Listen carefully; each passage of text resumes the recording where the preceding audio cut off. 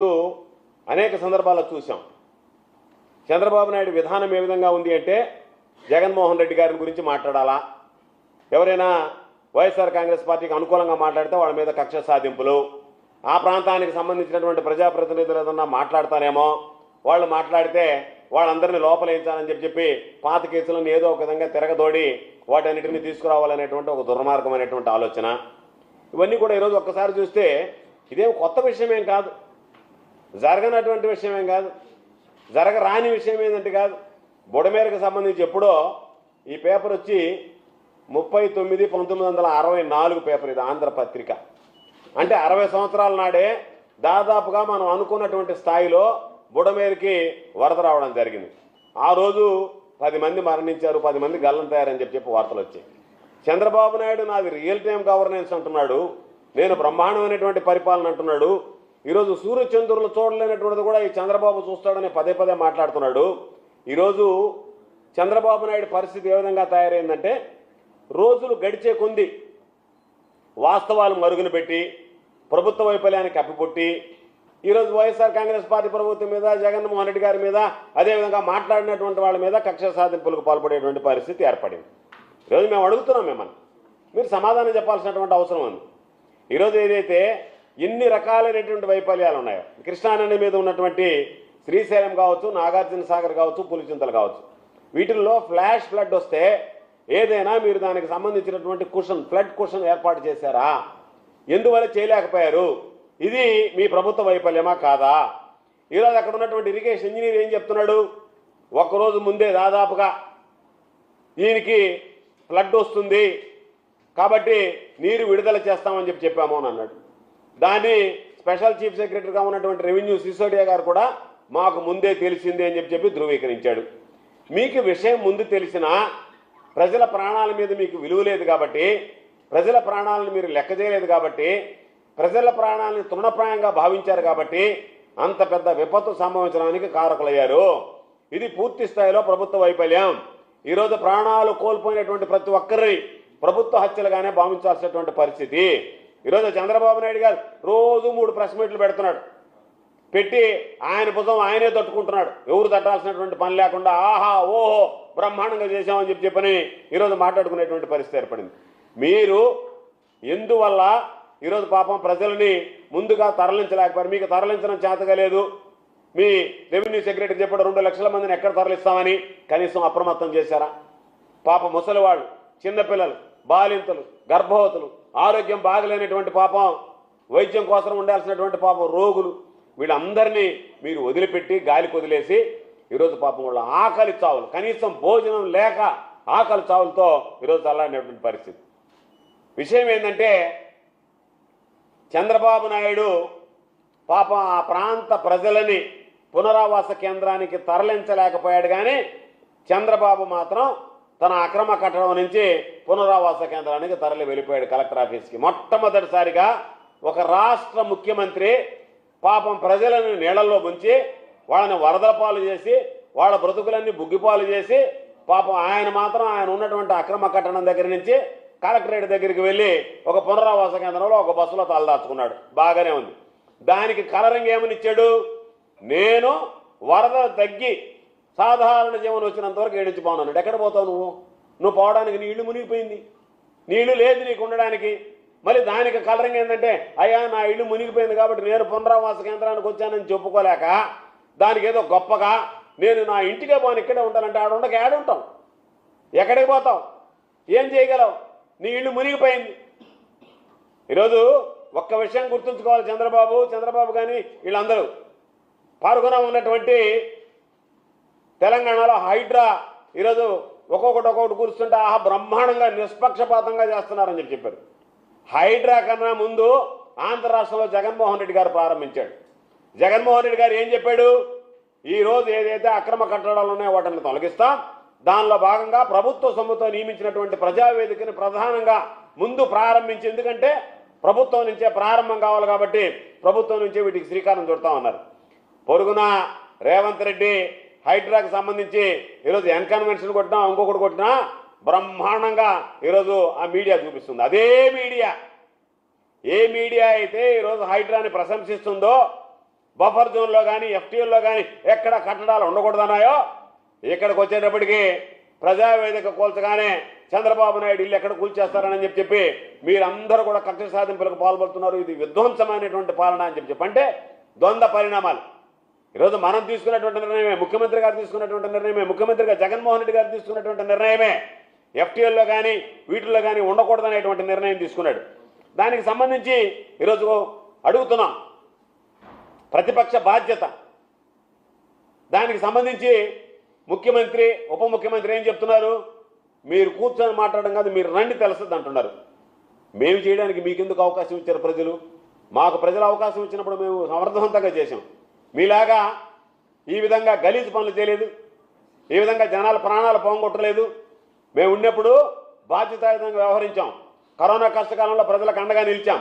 మీలాగా ప్రజల ప్రాణాలను పణంగా పెట్టేటువంటి పరిపాలన అందించలేదు. కాబట్టి ఏదన్నా అడిగితే మీరు రాని చేతులు అంటే మేము చేయడానికి మీరు చెప్పండి. మా చేత కాలేదు, మేము చేతులు ముడుచుకొని కూర్చున్నాం, మీరే వచ్చి చేయండి. ఇప్పుడు జగన్మోహన్ రెడ్డి గారు ₹1 కోటి డబ్బులు ఇచ్చాడు. ఎమ్మెల్యే ఎంపీలు ఎమ్మెల్సీలు వాళ్ళు నెల జీతాన్ని ఇచ్చారు.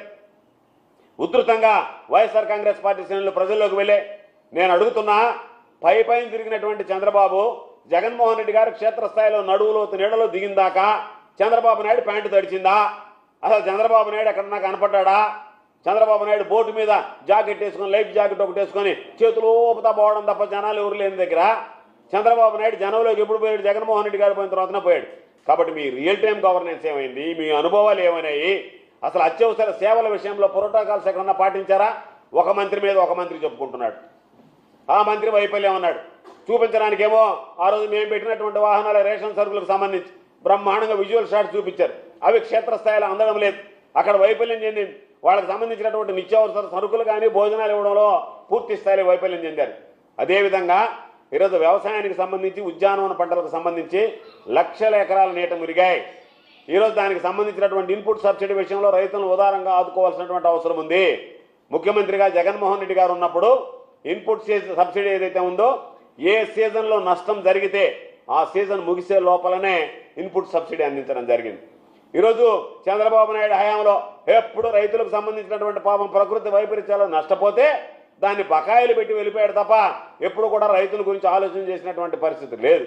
నష్టపోయినటువంటి రైతాంగాన్ని ఉద్యానవన పంటలు కావచ్చు, వ్యవసాయ పంటలు కావచ్చు, వరి కావచ్చు, వీటికి సంబంధించి నష్టపోయినటువంటి రైతాంగాన్ని ఈరోజు ఆదుకోవాల్సినటువంటి పని ఉంది. ఎందుకంటే ఇప్పటికే రైతులను మోసం చేశాడు చంద్రబాబు నాయుడు గారు. ఏ విధంగా అంటే ఈరోజు అన్నదాత సుఖీ భవ అన్నాడు, రైతు భరోసాకి పేరు మార్చాడు. పేరు మార్చడం తప్ప పథకం అమలు కాలేదు. అదే జగన్మోహన్ రెడ్డి గారు ముఖ్యమంత్రిగా ఉంటే ఖరీఫ్ సీజన్ ప్రారంభంలోనే ₹7,500 ప్రతి రైతు చేతిలో పెట్టిండేవాడు. కాబట్టి నువ్వు పథకాలు ఎగ్గొట్టావు, రైతులకు సంబంధించి ఆదుకోవాలనేటువంటి ఆలోచన ఉందో లేదో స్పష్టం చేయాల్సినటువంటి అవసరం ఉంది. దానితో పాటు మత్స్యకారుల బోట్లు కొట్టుకుపోయాయి, మత్స్యకారులు ఇబ్బంది పడుతున్నారు, అక్వా రైతులు ఇబ్బంది పడుతున్నారు. అక్వా పంట నష్టమైన వాళ్ళందరినీ ఏ విధంగా ఆదుకుంటారు? పాడి పరిశ్రమకు సంబంధించి పాడి మీద ఆధారపడేటువంటి పాపం కుటుంబాలు ఈరోజు పశు నష్టం జరిగింది. వాళ్ళ పాడి పశువులు దెబ్బతిన్నాయి. దానివల్ల ఈరోజు ఇబ్బందికరమైనటువంటి పరిస్థితులు ఏర్పడ్డాయి. కాబట్టి ఈరోజు మీరు ఎన్ని మాట్లాడినా ఎన్ని చేసినా సరే ప్రభుత్వం ఈరోజు బుడమేరులో వరదలు కొత్త కాదు, కానీ ప్రభుత్వ వైఫల్యం మాత్రం కొట్టొచ్చినట్టుగా ఈరోజు కనిపించేటువంటి పరిస్థితి. ఇటువంటి పరిస్థితుల్లో చంద్రబాబు నాయుడు యొక్క డైవర్షన్ పాలిటిక్స్, ఎక్కడో బోట్లు కొట్టకొచ్చాయి, ప్రభుత్వం ఎవరి చేతిలో ఉంది? నీ చేతిలో లేదా? నువ్వు విచారణ చేయించలేవా? ఎవడో ఒకడు వైఎస్ఆర్ కాంగ్రెస్ పార్టీ నాయకులతో ఫోటోలు దిగితే రామ్మోహన్ అనేటువంటి వ్యక్తి ఆ వ్యక్తిని తీసుకెళ్లి ఈరోజు మీరు ఇబ్బందులు పెడతారు. ఆ ఓనర్ల చేత మీరు ఈ విధంగా వీళ్ళ మీద చెప్పండి, వైఎస్ఆర్ కాంగ్రెస్ పార్టీ వాళ్ళ మీద అని చెప్పి ఇవన్నీ ఆయనకి నీ వైఫల్యాన్ని కప్పిపుచ్చుకోవడానికి, వైఎస్ఆర్ కాంగ్రెస్ పార్టీ మీద నెపం నెట్టడానికి చేతకానటువంటి వాడు ఆడలేక మధ్యలో ఓడు అన్నట్టుగా నువ్వు చేయలేక నీకు చేతకాక దాన్ని తీసుకొచ్చి వైఎస్ఆర్ కాంగ్రెస్ పార్టీకి ఆపాదించడానికి ఈరోజు నేను చేస్తున్నటువంటి కుట్రలో భాగం. కాబట్టి ఈరోజు ఒకటే విషయం చెప్తున్నాం, చంద్రబాబు నాయుడు గారి పత్రికలో వచ్చింది చంద్రబాబు నాయుడు గారి అరెస్టుల గురించి, చంద్రబాబు నాయుడు అక్రమ అరెస్ట్ అని. చంద్రబాబు నాయుడు అక్రమ అరెస్ట్ అని చెప్పడానికి ఏదో పత్రిక పచ్చ మీడియా కాదు. చంద్రబాబు నాయుడు 300 కోట్ల పైచులకు ఆ రోజు జరిగినటువంటి దుర్ఘటనలో నేరస్తుడా కాదా దాన్ని ధృవీకరించాల్సింది కోర్టు తప్ప పేపర్లు కాదు. పేపర్లు రాసేసి అక్రమ అరెస్ట్ అంటే వీళ్ళే తీర్పిచ్చేశారు. మార్గదర్శి ఏ విధంగా అయితే క్లీన్ చిట్ ప్రభుత్వము పేపర్లు ఇచ్చాయో అదేవిధంగా ఈరోజు పాపం చంద్రబాబు నాయుడు అరెస్ట్ కూడా అక్రమ అరెస్ట్ అని చెప్పి ఈరోజు వాళ్ళు క్లీన్ చిట్ ఇచ్చారు. అంటే చంద్రబాబు నాయుడు చేసినటువంటిది నేరం కాదు, చంద్రబాబు నాయుడు కోర్టు అన్ని విషయాలు పరిగణలోకి తీసుకున్న తర్వాత చంద్రబాబు నాయుడిని రిమాండ్ ఇచ్చినటువంటి మాట వాస్తవం కాదు. ఇవన్నీ పక్కన పెట్టి పేపర్లు ఇచ్చేస్తే చాలు. న్యాయస్థానాలు కూడా ఈరోజు పేపర్లో వ్యవహరిస్తున్నాయి. ఆ రోజు చంద్రబాబు నాయుడిని అరెస్ట్ చేసినప్పుడు కోర్టు ముందు సాక్ష్యాలన్నీ ప్రవేశపెట్టారు, ఆధారాలు చూపించారు కాబట్టే చంద్రబాబు నాయుడిని అరెస్ట్ చేశారు తప్ప చంద్రబాబు నాయుడు అరెస్ట్ అనండి. చంద్రబాబు నాయుడు అరెస్టుకు 1 సంవత్సరం అని చెప్పండి తప్ప చంద్రబాబు నాయుడు అక్రమ అరెస్టుకు ఏడాది అని చెప్పి అది వీళ్లే ధృవీకరించేటువంటి విధంగా మీడియా మాట్లాడడం, మీడియాలో వార్తలు రావడం అనేటువంటిది సరైనటువంటి పద్ధతి కాదు. ఎందుకంటే మనం చూస్తున్నాం మీడియా పరిస్థితి ఏంటంటే జాకీలు పెట్టి ఎత్తుతున్నారు, మామూలుగా కూడా కాదు ఎత్తడం. చంద్రబాబు నాయుడు ఒక వరద ప్రాంతాన్ని పరిశీలనకు పోతే దాని పక్కన రైలు కట్టుంటే రైలు పోవా, చంద్రబాబు నాయుడు వస్తున్నాను ఉన్న రైలుకి తెలుసా ఆగిపోద్ది అది అంట. చంద్రబాబు నాయుడు ఆడ నిలబడి అంటే ప్లాట్ఫామ్ మీద చంద్రబాబు నిలబడ్డా ప్లాట్ఫామ్ మీద రైలు పోకూడదు, ప్లాట్ఫామ్ మీద రైలు పోతే చంద్రబాబు నాయుడుకి త్రుటిలో తప్పినటువంటి ప్రమాదం. ఆడ నిలబడ్డ దగ్గర వార్తలో ఉంది, ఆయన కన్నా మీటర్ దూరంలో సెక్యూరిటీ వాళ్ళు నిలబడి ఉన్నారు ట్రాక్కి. అటువంటిది పాపం త్రుటిలో ప్రమాదం తెప్పిందని జాకీ అయితే దానికి పెద్ద ఆర్టికల్. పాపం ఆయన ప్రజల ప్రాణాలను కాపాడడానికి పోయి ఆయన ప్రాణాన్ని పణంగా పెట్టాడు. తుటిలో తెప్పింది, లేకపోతే పాపం చంద్రబాబు నాయుడికి ఏం జరగాలో జరిగిపోయిందని చెప్పి దానికి ఒక కలరింగ్. చూడడానికి ఒరే సిగ్గుపడతారే, ఏమనుకుంటారనేటువంటిది అది మొత్తం వదిలేసి నీకు అనుకూలం ఉండేటువంటి మీడియా ఏ విధంగా మాట్లాడాలనేటువంటి దాని మీద ఈరోజు దృష్టి పెడుతుంది. కాబట్టి మేము అడుగుతున్నాం, ఎవరో మీరు తీసుకువెళ్ళి రకరకాలైనటువంటి మాటలు చేయడం మీకు ఉన్నదేంది? మీరు ప్రజలను కాపాడాలి, ప్రజలకు రక్షకులుగా ఉండాలి. వాటన్నిటిని విస్మరించి ఈరోజు ఆ బురదంతా వైఎస్ఆర్ కాంగ్రెస్ పార్టీ మీద, జగన్మోహన్ రెడ్డి గారి మీద తలత. మీ లక్ష్యం ఏంది? Diversion politics. మన మీద ఉన్నటువంటి అపప్రద పడింది. చంద్రబాబు నాయుడు వైఫల్యం చెందాడు. చంద్రబాబు నాయుడు అనేటువంటి వ్యక్తి వల్ల విజయవాడ మునిగిపోయింది. చివరికి చంద్రబాబు నాయుడే పునరావాసంలో తలదాచుకున్నాడు. కాబట్టి ఇటువంటి దుర్భరమైనటువంటి పరిస్థితులు ఏర్పడడానికి ప్రభుత్వ వైఫల్యం, ప్రభుత్వ యంత్రాంగం వైఫల్యం చెందింది. వరదలకు ముందు, వరదల తర్వాత ప్రభుత్వం ప్రజలను పట్టించుకోలేకపోయింది. ఎన్నడూ జరగనటువంటి ఘోరమైనటువంటి పరిస్థితి. మీరు ఎంతసేపటికి ఎవరెవరిని ఇబ్బంది పెట్టాలా, ఎవరెవరిని తీసుకురావాలని చెప్పి హుటాహుటిన ఎక్కడో మదనపల్లిలో ఫైలు తగలబడ్డాయంటే హెలికాప్టర్లో పంపించినటువంటి నువ్వు ముందస్తు జాగ్రత్తలు తీసుకోవడంలో వైఫల్యం చెంది దానిని తీసుకొని ఆ బురదను కూడా ఈరోజు వైఎస్ఆర్ కాంగ్రెస్ పార్టీకి అంటగట్టాలనేటువంటి ప్రయత్నం చేస్తే అంతకన్నా దారుణమైనటువంటి పరిస్థితులు ఉండవు.